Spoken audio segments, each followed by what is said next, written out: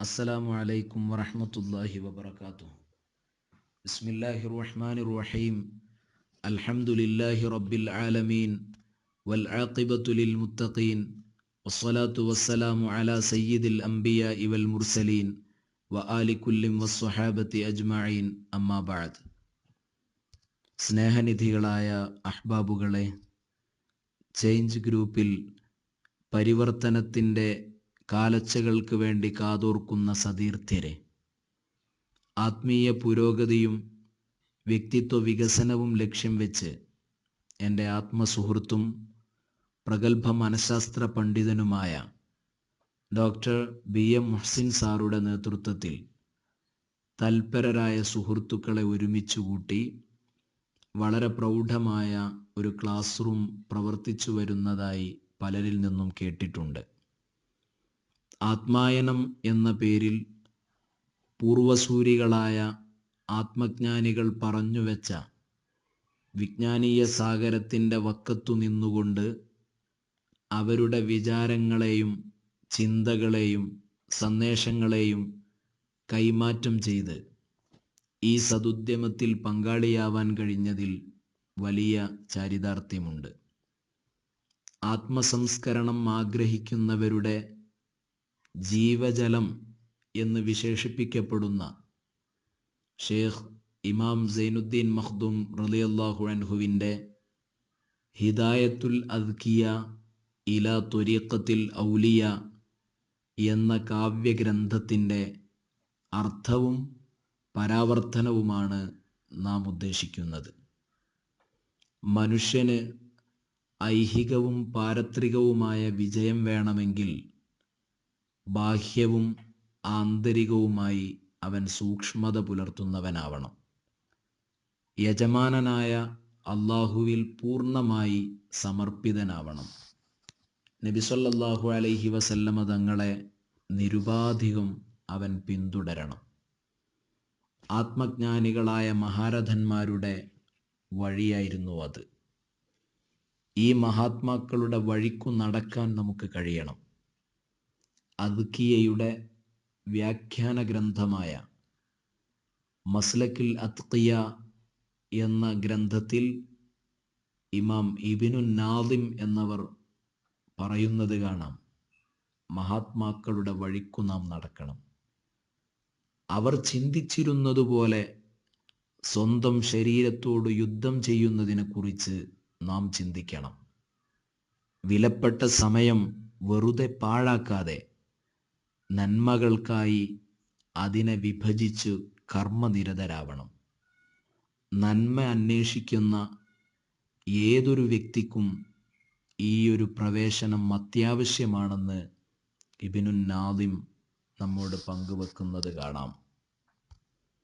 കേരളത്തിലെ നമ്മുടെ ഗുരുപരമ്പരകളിലധികവും ചെന്നുചേരുന്ന കേരളീയ പണ്ഡിതന്മാരിൽ പ്രമുഖ സ്ഥാനത്തു നിൽക്കുന്ന ഷേഖ് സൈനുദ്ദീൻ ബിൻ അലിയുനിൽ മഅബരി റളിയല്ലാഹു അൻഹു അറബി ഭാഷയിൽ രചിച്ച ഹിദായത്തുൽ അദ്കിയ ഇലാ ത്വരീഖിൽ ഔലിയ എന്ന ഗ്രന്ഥം മഹാന്മാരുടെ ചിന്തയും വഴിയും മനസ്സിലാക്കുവാൻ ഏറ്റവും ശ്രദ്ധേയവും അള്ളാഹുവിൻ്റെ വഴി അന്വേഷിക്കുന്നവർക്ക് ഏറെ പ്രയോജനകരവുമായ ഒരു കൃതിയാണ്.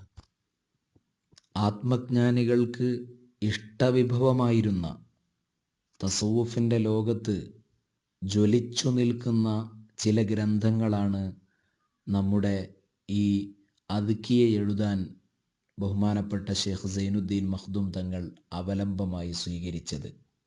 ഇമാം ഗസാലി റളിയല്ലാഹു അൻഹുവിൻ്റെ ഇഹ്യാ ഉലൂമുദ്ദീൻ, അതുപോലെ മുഖ്തസറു ഇഹ്യ, ബിദായത്തുൽ ഹിദായ, ഫാത്തിഹത്തുൽ ഉലൂം, ഷേഖ് സുഹ്റവർദിയുടെ അവാരിഫുൽ മആരിഫ്, ഷേഖ് നവവി റളിയല്ലാഹു അൻഹുവിൻ്റെ തിബിയാൻ, ഷേഖ് സൈനുദ്ദീനുൽ ഖവാഫിയുടെ അർ-റിസാലത്തുൽ ഖുദ്സിയ, ഷേഖ് അബ്ദുല്ലാഹിൽ ഐദ്രൂസിയുടെ അൽ കിബ്രീത്തുൽ അഹ്മർ, ഷേഖ് അലിയുൽ ഐദ്രൂസിയുടെ മആരിജുൽ ഹിദായ തുടങ്ങിയ ഗ്രന്ഥങ്ങളെല്ലാം അവലംബിച്ചുകൊണ്ടാണ് ആത്മീയ ലോകത്ത് ജ്വലിക്കുന്ന ഈയൊരു അദ്കിയ എന്ന ഗ്രന്ഥത്തിന് ഷേഖ് സൈനുദ്ദീൻ മഖ്ദൂം തങ്ങൾ രൂപകൽപ്പന നൽകിയിട്ടുള്ളത്.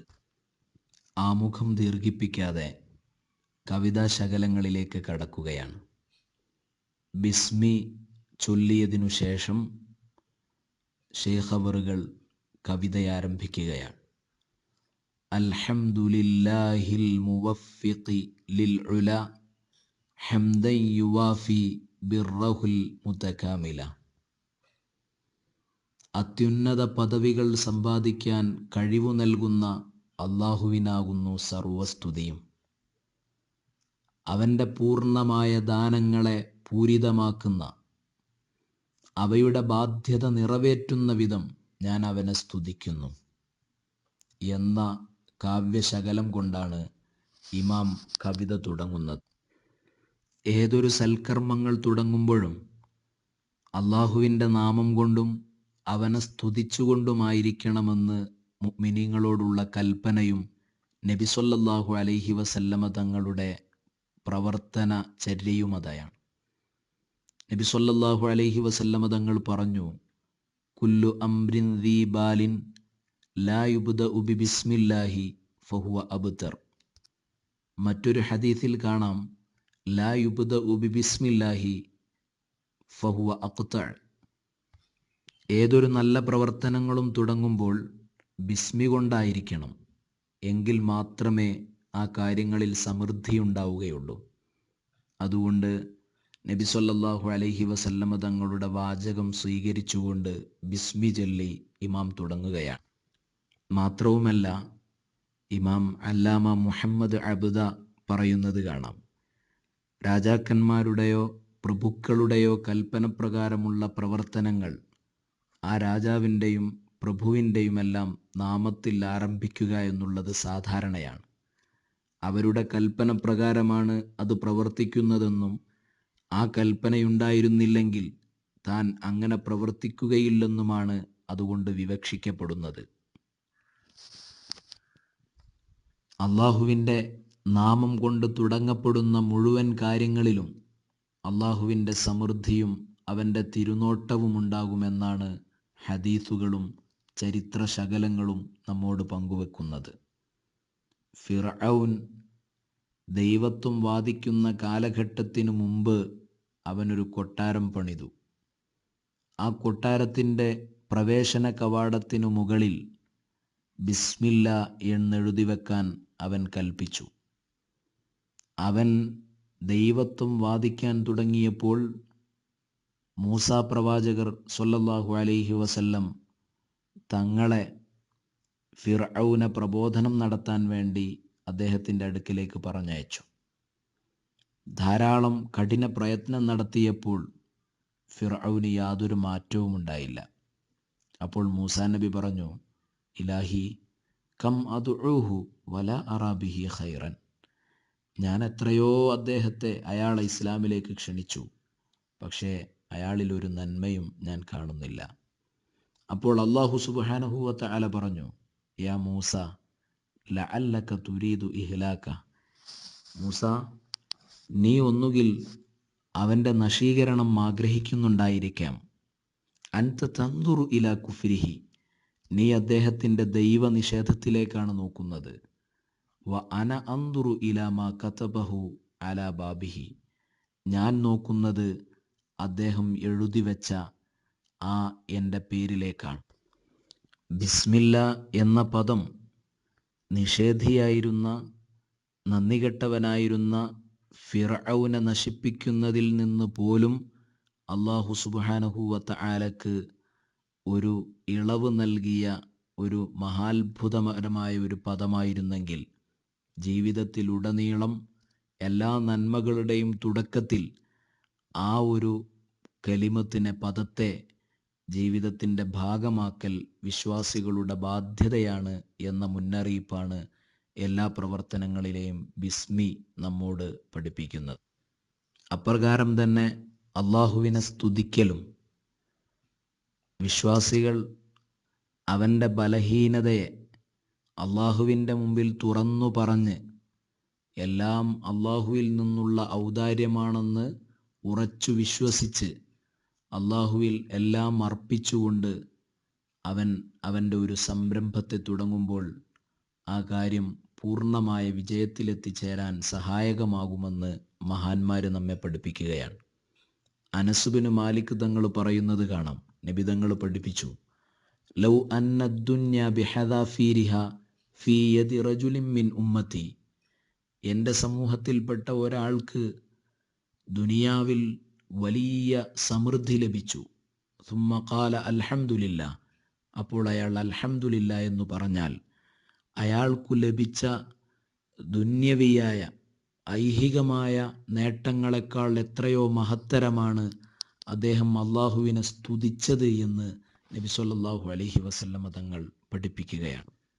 അതുകൊണ്ടാണ് ബിസ്മിയും ഹംദും ഓരോ വിശ്വാസിയുടെയും എല്ലാ സൽപ്രവർത്തനങ്ങളുടെയും തുടക്കത്തിൽ വേണമെന്ന് നബി സല്ലല്ലാഹു അലൈഹി വസല്ലമ തങ്ങൾ അനുശാസിക്കുന്നത്. ഇത് സംബന്ധമായി ധാരാളം ഹദീസുകൾ ഹംദുൻ്റെയും ബിസ്മിയുടെയും മഹത്വത്തെ സംബന്ധിച്ച് നിരവധി ഹദീസുകൾ റിപ്പോർട്ട് ചെയ്യപ്പെട്ടിട്ടുണ്ട്. ആയതിനാൽ എല്ലാ പ്രവർത്തനങ്ങളും ബിസ്മി കൊണ്ട് തുടങ്ങി ഹംദ് കൊണ്ട് തുടങ്ങി അള്ളാഹുവിൽ നമ്മുടെ ബലഹീനതകൾ മുഴുവൻ അള്ളാഹുവിന് മുമ്പിൽ തുറന്നു സമ്മതിച്ചതിനു ശേഷമാണ് ഒരു യഥാർത്ഥ വിശ്വാസി തുടങ്ങേണ്ടത്. ബഹുമാനപ്പെട്ട ഇമാം ഷെയ്ഖ് സൈനുദ്ദീൻ മഖ്ദൂം റളിയല്ലാഹു അൻഹു തൻ്റെ അദ്കിയ തുടങ്ങുന്നതും ആ ഒരു ശൈലിയിലാണ്. അങ്ങനെയാണ് അദ്ദേഹം കവിത പാടി തുടങ്ങുന്നത്. നമുക്കും എല്ലാ പ്രവർത്തനങ്ങളിലും ബിസ്മിയും ഹംദും ചൊല്ലി തുടങ്ങാൻ, സ്വലാത്തും ചൊല്ലി തുടങ്ങാൻ അള്ളാഹു തൗഫീഖ് നൽകുമാറാവട്ടെ. അസ്സലാമു അലൈക്കും.